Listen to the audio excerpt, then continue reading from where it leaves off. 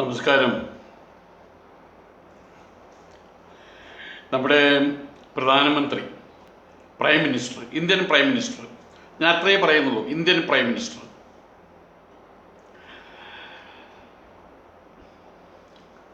ആ prime ministership ആ സ്ഥാനവുമായിട്ട് ബന്ധപ്പെട്ടുകൊണ്ടൊരു എനിക്ക് വലിയ കാര്യമെന്ന് തോന്നിയൊരു കാര്യം ഞാൻ നിങ്ങളോട് ഷെയർ ചെയ്യുകയാണ്. എൻ്റെ മനസ്സിലുള്ളത് ഞാൻ നിങ്ങളോട് ഷെയർ ചെയ്യുകയാണ്.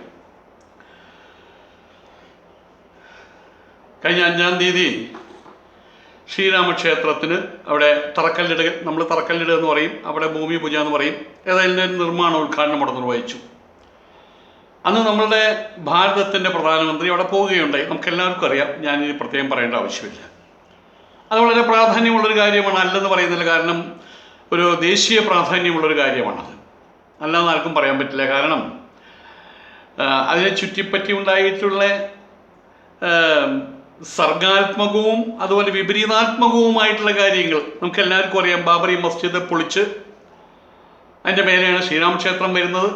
അതുമായിട്ട് ബന്ധപ്പെട്ട സംഭവങ്ങൾ, നിരവധി സംഭവങ്ങൾ ഇവിടെയുള്ള കുഞ്ഞുകുട്ടികൾക്ക് പോലും അറിയാം, എല്ലാവർക്കും അറിയാം. അതുകൊണ്ട് വലിയൊരു കാര്യമാണ് അദ്ദേഹം അവിടെ പോയി,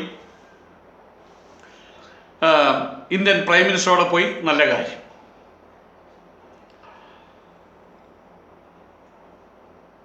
ഇനി അതുപോലെ തന്നെ ബാബറി മസ്ജിദിന്റെ നിർമ്മാണ ഉദ്ഘാടനം വരുന്നുണ്ട് അധികം താമസിയാതെ. ഈ ബാബറി മസ്ജിദിന്റെ ഉദ്ഘാടനം വരുമ്പോൾ, നിർമ്മാണ ഉദ്ഘാടനം വരുമ്പോൾ ഇന്ത്യൻ പ്രൈം മിനിസ്റ്റർ എന്തൊരു മാനദണ്ഡം വെച്ച്, എന്തൊരു പ്രോട്ടോകോൾ വെച്ചാണോ ഒരു ക്ഷേത്രം പണിയുന്നത്, ഒരു ട്രസ്റ്റാണ് ഒരു ക്ഷേത്രം പണിയുന്നത്, ഇന്ത്യ ഗവൺമെൻറ് അല്ല, ഒരു ട്രസ്റ്റാണ് പണിയുന്നത്. അതിനെ അവർ വിളിച്ചു, അദ്ദേഹം അവിടെ പോയി, ഇന്ത്യൻ പ്രൈം മിനിസ്റ്റർ. അതുപോലെ തന്നെ മറ്റൊരു ട്രസ്റ്റ്, വഖഫ് ബോർഡോ എന്തോ ട്രസ്റ്റ് ഇപ്പോഴത്തെ ബാബറി മസ്ജിദ് പണിയുന്നു. അതിനവർ വിളിച്ചാൽ, അതിന് ഇന്ത്യൻ പ്രൈം മിനിസ്റ്ററെ വിളിച്ചാൽ, അതിൻ്റെ നിർമ്മാണോദ്ഘാടനത്തിന് വിളിച്ചാൽ, എനിക്ക് ഇന്ത്യൻ പ്രൈം മിനിസ്റ്ററിനോട് ചോദിക്കാനുള്ള ഒരേ ഒരു ചോദ്യം ഇത് മാത്രമാണ്: അങ്ങ് അതിൽ പങ്കെടുക്കുമോ?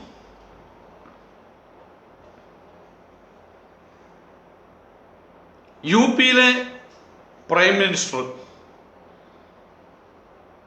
യു പിയിലെ ചീഫ് മിനിസ്റ്റർ അല്ല, ചീഫ് മിനിസ്റ്റർ എന്ന് നമുക്ക് തോന്നുന്നത് ഇന്ത്യയിലെ യു പിയിലെ പ്രൈം മിനിസ്റ്ററാണ് അദ്ദേഹം എന്ന് അദ്ദേഹത്തിന് തോന്നുന്നു. നമുക്ക് അംഗീകരിച്ചു കൊടുക്കാം. യു പി പ്രധാനമന്ത്രി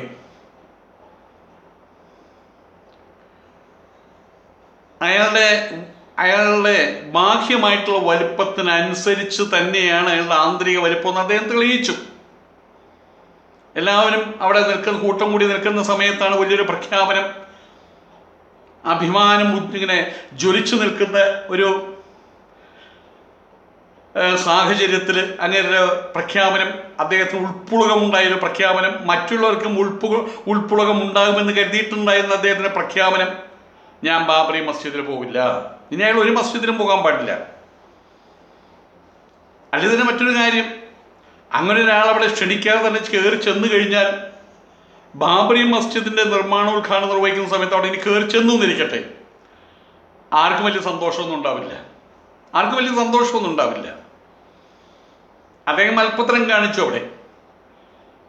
ഞാനിവിടെ രാമക്ഷേത്രത്തിന്റെ നിർമ്മാണോദ്ഘാടനത്തിന് ഞാൻ വരുന്നു. ഇപ്പൊ അദ്ദേഹം യു പി അവിടെ ചീഫ് മിനിസ്റ്ററാണ്, അദ്ദേഹം വരുന്നു, ആയിക്കോട്ടെ. ഇത് കഴിഞ്ഞ് ഇനി ബാബറി മസ്ജിദിന്റെ നിർമ്മാണോദ്ഘാടനം വരുന്ന സമയത്ത് അദ്ദേഹത്തിന് പറയാം: എനിക്ക് വയ്യ, ഞാൻ ആശുപത്രിയിലാണ്, എനിക്ക് കോവിഡ് ബാധയാണ്, അല്ലെങ്കിൽ എനിക്ക് വയറിളക്കമാണ്, അല്ലെങ്കിൽ എനിക്ക് നെഞ്ചുവേദനയാണെന്ന് പറയാൻ ഒരു ബുദ്ധിമുട്ടില്ലല്ലോ. ആരെയും വിഷമിപ്പിക്കാതെ, ആരുടെയും നെഞ്ചിൽ കൂടം കൊണ്ടിടിക്കാതെ അദ്ദേഹത്തിന് കർമ്മം നിർവഹിക്കാമായിരുന്നു.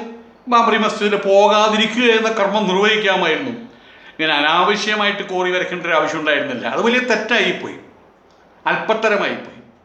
നമ്മുടെ ഭാഷയിൽ പറഞ്ഞാൽ ചികിള് സംഭവം അങ്ങനെ ആയിപ്പോയി. പക്ഷേ പ്രൈം മിനിസ്റ്റർക്ക് ഇനിയും സമയം അവശേഷിക്കുകയാണ്.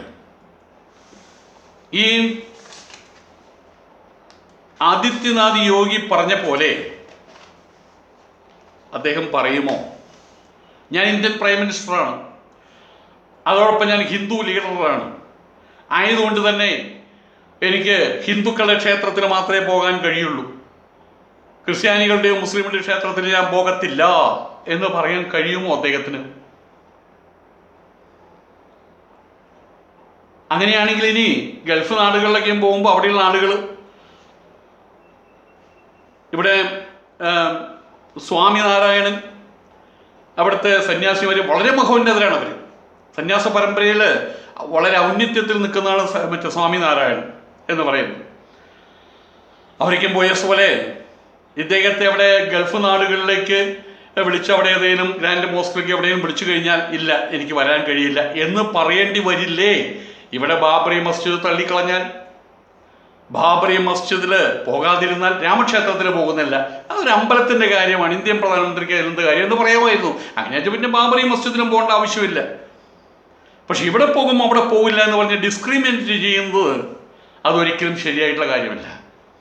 അത് അദ്ദേഹത്തിൻ്റെ സ്വന്തം പേഴ്സണാലിറ്റി അങ്ങനെ ഒന്നുണ്ടെങ്കിൽ അത് തകർക്കുന്നതിന് തുല്യമാണ് വാസ്തവത്തിൽ. ഏതായാലും എനിക്ക് നേരിയൊരു പ്രത്യാശയുണ്ട്. നരേന്ദ്രമോദി എന്ന് പറയുന്ന ഇന്ത്യൻ പ്രൈം മിനിസ്റ്റർ, അദ്ദേഹം ഇന്ത്യൻ പ്രൈം മിനിസ്റ്ററാണ്, ഒപ്പം ഹിന്ദുവുമാണ്. പക്ഷേ ഹിന്ദു ആചാരപ്രകാരം ഞാൻ മസ്ജിദിൽ കയറില്ല എന്ന് പറയുന്ന അല്പത്തരം UP-കാരൻ കാണിച്ച പോലെ നരേന്ദ്രമോദി കാണിക്കില്ല എന്നൊരു ചെറിയ പ്രത്യാശ എനിക്കുണ്ട്.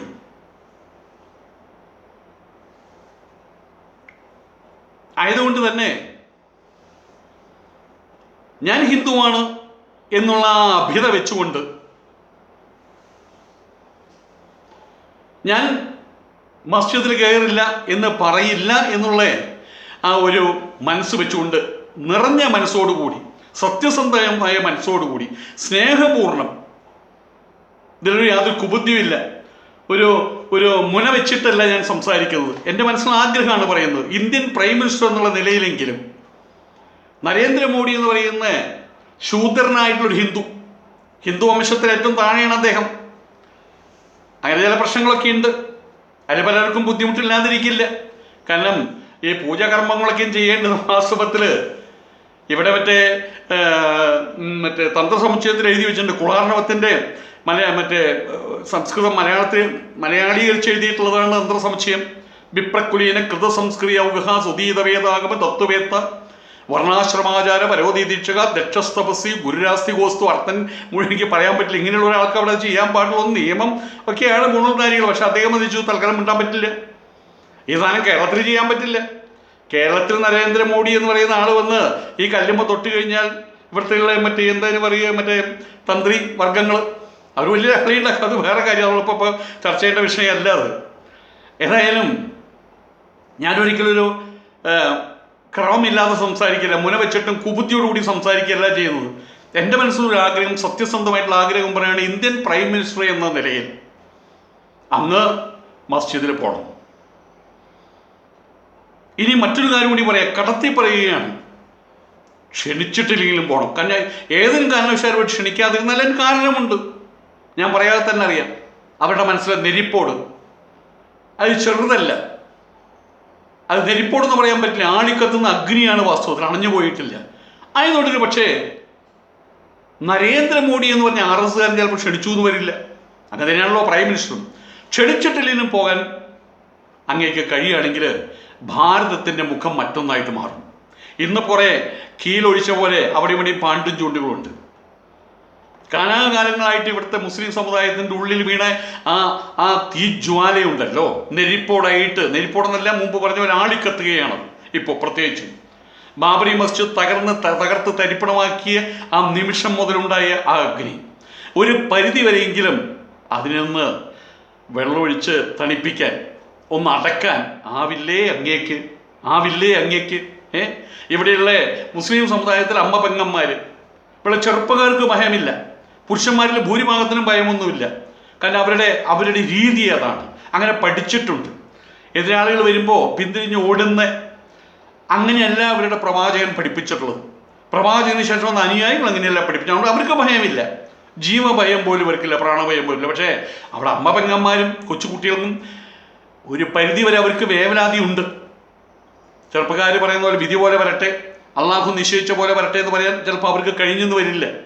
ആയതുകൊണ്ട് തന്നെ ആ പാവപ്പെട്ട അമ്മമാരുടെയും സഹോദരിമാരുടെയും ആ കുഞ്ഞുങ്ങളുടെയും വേവനാദിയെ അകറ്റാൻ, അതുവഴി പുതിയൊരു ഭാരതം കെട്ടി ഉയർത്താൻ അല്ലയോ ഇന്ത്യൻ പ്രധാനമന്ത്രിയായിട്ടുള്ള നരേന്ദ്രമോദിജി, അങ്ങയുടെ മസ്ജിദ് സന്ദർശനം കൊണ്ട് കഴിയും, അങ്ങേക്ക് കഴിയും, അങ്ങനെ വിചാരിച്ചാൽ കഴിയും, വേണമെന്ന് വെച്ചാൽ കഴിയും. അതിന് തയ്യാറാകുമോ? ഒന്നുകൂടി പറയുകയാണ്, ഇനി മസ്ജിദ് പണിയുന്ന അതിൻ്റെ ഭാരവാഹികൾ അങ്ങേ ക്ഷണിച്ചില്ലെങ്കിൽ പോലും, പറഞ്ഞു ക്ഷണിക്കാതിരിക്കാനുള്ള സാഹചര്യം കൂടി ഉണ്ട്, ക്ഷണിച്ചില്ലെങ്കിൽ പോലും ഇന്ത്യൻ പ്രൈം മിനിസ്റ്റർ അവിടെ പോകണം എന്നാണ് എൻ്റെ അഭിപ്രായം. അതിനങ്ങ് തയ്യാറാകുമോ എന്നറിയാൻ വേണ്ടിയിട്ട് ഞങ്ങളെപ്പോലുള്ള ആളുകൾ ആകാംക്ഷയോടുകൂടി കാത്തിരിക്കുകയാണ്. നല്ലത് വരട്ടെ. നമസ്കാരം.